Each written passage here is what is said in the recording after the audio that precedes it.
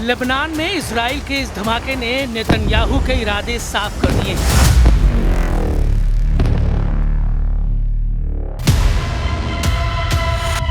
Message साफ है कि बम और जहाज अमेरिका का होगा, फाइटर जेट का पायलट इजराइल का होगा और अगला टारगेट बनेगा ईरान।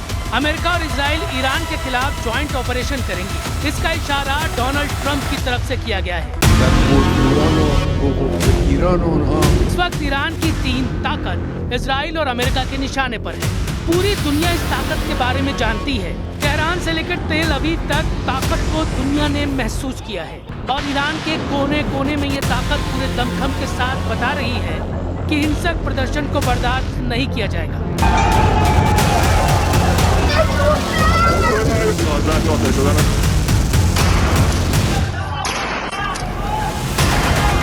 यानी प्रदर्शनकारियों की आड़ लेकर इजराइल और अमेरिका जो करना चाहते हैं वो मंसूबे कामयाब नहीं होने दिए जाएंगे।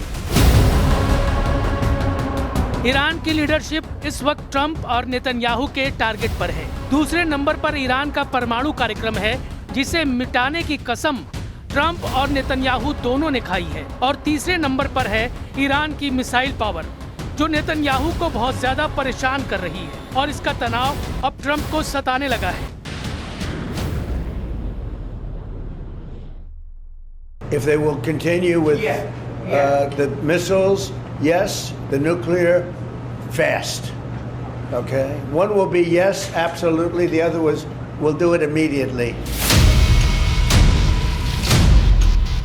डोनाल्ड ट्रंप ने ईरान पर हमले का बड़ा सिग्नल दे दिया है। 2026 में ट्रंप का ईरान को खत्म करने वाला ऑपरेशन कितनी जल्दी शुरू होगा, ये इस वक्त दुनिया का सबसे बड़ा सवाल बन चुका है। ट्रंप ने दिखाई मीगा कैप। मीगा यानी मेक ईरान ग्रेट अगेन। वो ईरान को फिर से महान बनाना चाहते हैं, ठीक उसी तरह जैसे ट्रंप ने मागा कैप तैयार की थी, यानी मेक अमेरिका ग्रेट अगेन। इस टोपी के साथ ट्रंप का मुस्कुराता हुआ चेहरा बता रहा है कि उन्होंने नेतन्याहू के साथ मिलकर ईरान वाला प्लान तैयार कर लिया है।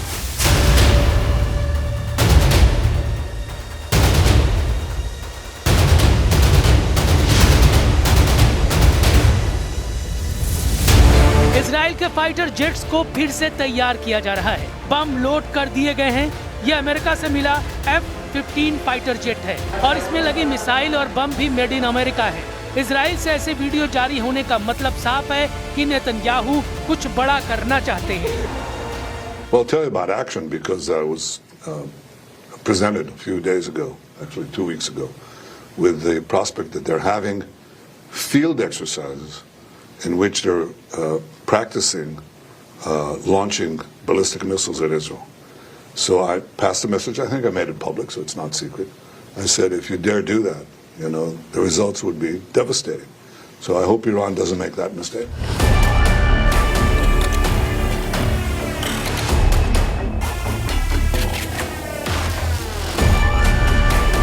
नेतन्याहू की वार्निंग के साथ साथ में डोनाल्ड ट्रंप की पहाड़ तोड़ धमकियां भी हैं, जो जून 2025 में ईरान के परमाणु ठिकानों की तबाही को समेटे हुए हैं। यही वजह है कि ट्रंप की धमकियों को ईरान गंभीरता से ले रहा है।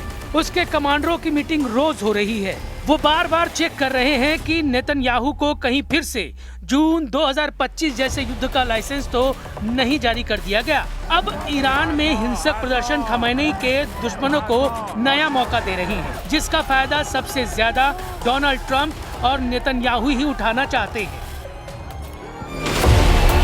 सवाल है कि क्या अगले 24 घंटे में ईरान पर सबसे बड़ा हमला होगा या फिर 2026 में जनवरी के महीने में ईरान में कुछ बड़ा होने वाला है, जिसकी तैयारी खुफिया तरीके से की गई है और इसे ही ट्रंप का जनवरी जैकपॉट कहा जा रहा है।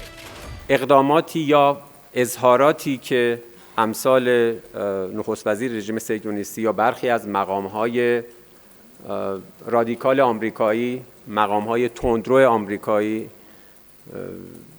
در رابطه با مباحث داخلی ایران مطرح می‌کنند در قاموس بین‌الملل چیزی نیست جز ترغیب به خشونت، ترغیب به تروریسم، ترغیب به آدمکشی.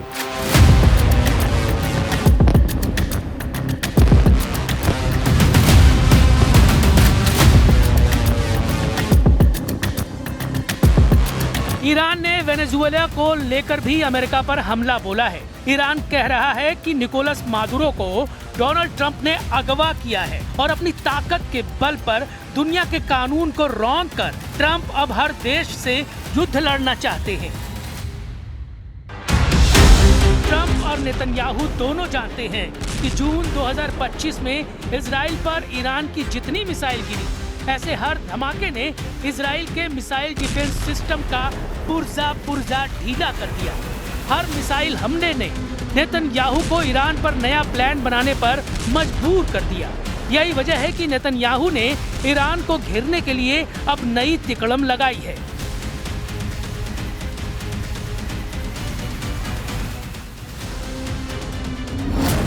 नेतन्याहू ने कहा है कि ईरान के मिसाइल कार्यक्रम पर रोक लगनी चाहिए और उसे 480 किलोमीटर से ज्यादा रेंज की मिसाइल नहीं बनाने दिया जाए। मतलब साफ है कि नेतन्याहू ईरान की मिसाइलों से घबरा गए हैं जो 1500 किलोमीटर या उससे ज्यादा रेंज रखती हैं, क्योंकि ईरान और इजराइल की दूरी भी 1500 से 1800 किलोमीटर की रेंज में है। यही वजह है कि नेतन्याहू चाहते हैं कि ईरान के पास 480 किलोमीटर की रेंज वाली मिसाइल हो ताकि वो इजराइल तक ना पहुंच पाए। 13 जून 2025 को ईरान पर हमला हुआ था और उसके बाद 12 दिन तक दोनों तरफ से एक दूसरे पर हमले हुए थे। हमले दिन रात हो रहे थे। एक तरफ से फाइटर जेट तो दूसरी तरफ से बैलिस्टिक मिसाइल दागी गई।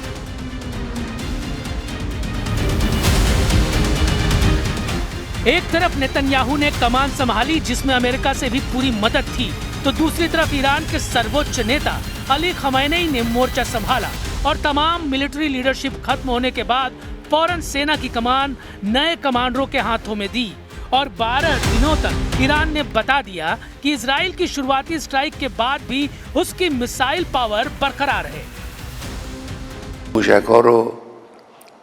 نیروهای مسلح و صنایع نظامی ما آماده داشتن، استفاده کردن، به کار بردن، بازم دارن، لازم باشه در وقت دیگر هم ازش استفاده میکنن।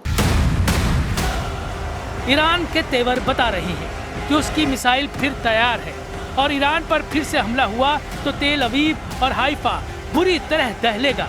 ये वार्निंग ईरान से लगातार आ रही है। ईरान के बड़े बड़े जनरल लगातार इजराइल को वार्निंग दे रहे हैं। ईरान बार बार बता रहा है कि उसकी मिसाइल पावर इजराइल और अमेरिकी अड्डों पर हमले के लिए तैयार है। ये वार्निंग ईरान लगातार दे रहा है। ईरान जून में हुए युद्ध की बार बार याद दिला रहा है। ईरान के सर्वोच्च नेता अली खमैनी के जनरल दावा कर रहे हैं कि इस बार युद्ध हुआ तो नई तरह की मिसाइल से हमला होगा।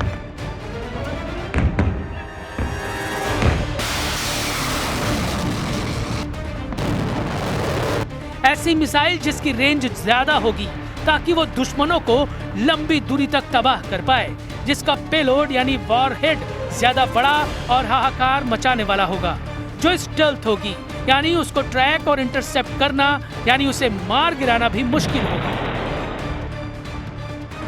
ईरान के कमांडर दावा कर रहे हैं कि उनका मिसाइल जखीरा इतना खतरनाक होगा कि इजराइल को सरेंडर करने में 12 दिन का वक्त नहीं लगेगा। ईरान इस बार ऐसा जवाब देगा कि इजराइल 12 घंटे के अंदर सरेंडर कर देगा, यानी 12 दिन नहीं 12 घंटे वाली वार्निंग ईरान की तरफ से जारी की जा रही है।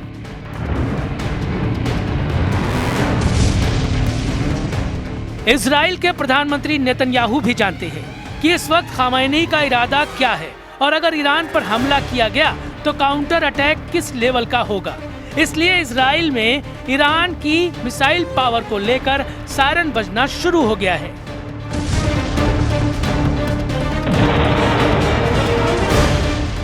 इजराइल की सेना ने ईरान की मिसाइल पावर को लेकर बहुत बड़ा दावा किया है। ऐसा दावा जिसके बारे में पूरी दुनिया को अलर्ट कर रहा है इजराइल।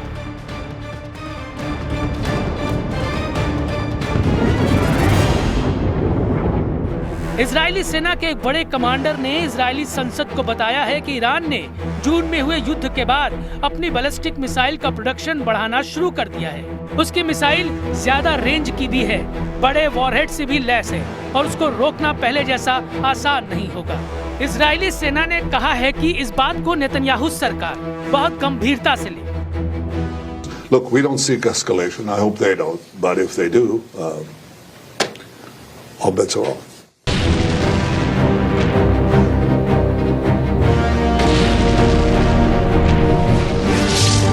पहले नेतन्याहू ने खुद दावा किया था, जो अब झूठा साबित हो रहा है। ईरान पर किए गए हमलों के दौरान इजराइल ने उसकी मिसाइल अड्डों को तबाह करने का दावा किया था, लेकिन अब इजराइल में ही कहा जा रहा है कि ईरान की मिसाइल पावर बरकरार ही नहीं बल्कि और तेजी से आगे बढ़ रही है, जिसका सबसे बड़ा खतरा इजराइल को होगा। और फिर खाड़ी के आसपास अमेरिका के सैन्य अड्डे भी इसके चपेट में आएंगे। अगर ऐसा हुआ तो समझ लीजिए कि फिर ईरान और इजराइल के बीच आखिरी दम तक युद्ध लड़ा जाएगा। Trump is looking to distinguish himself from past presidents like Obama and Biden.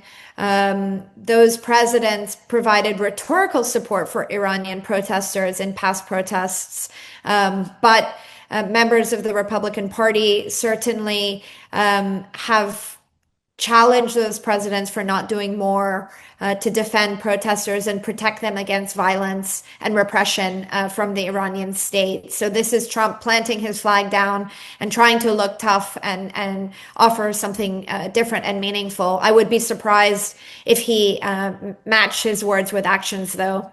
This is very much American first president. So I would not sure if Twitter pressure or diplomacy is going to result in anything positive in Tehran.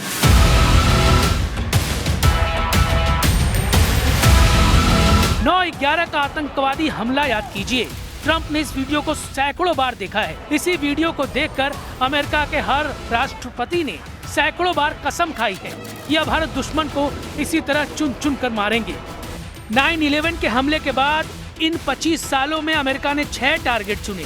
शुरुआती target George W Bush के कार्यकाल में खत्म किए गए, फिर Barack Obama आए, उस दौर में भी जंग जारी रही। बाइडेन के राष्ट्रपति रहते हुए भी युद्ध होते रहे और अब डोनाल्ड ट्रंप के कार्यकाल में अमेरिका के अंकल सैम का सबसे खतरनाक रूप देखने को मिल रहा है।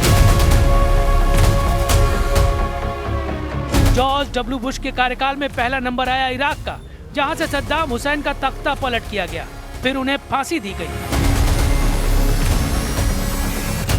इसके बाद बराक ओबामा राष्ट्रपति बने। फिर दूसरा नंबर आया लीबिया का, जहां मुअम्मर गद्दाफी का तख्ता पलट किया गया। इस दौरान अराजक हुए लीबिया में गद्दाफी की हत्या भी कर दी गई। ट्रंप के राष्ट्रपति बनते ही अमेरिका की फोर्स सुपर एक्टिव हो गई। तीसरे नंबर पर लेबनान यानी हिजबुल्लाह की लीडरशिप को खत्म कर दिया गया और फिर चौथे नंबर पर गाजा यानी हमास को पूरी तरह से खत्म कर दिया गया। हिजबुल्लाह और हमास दोनों इजराइल के दुश्मन रहे हैं। पांचवा नंबर आया सीरिया का, जहां अमेरिका और इजराइल की मदद से जुलानी ने बशर अल असद का तख्ता पलट किया।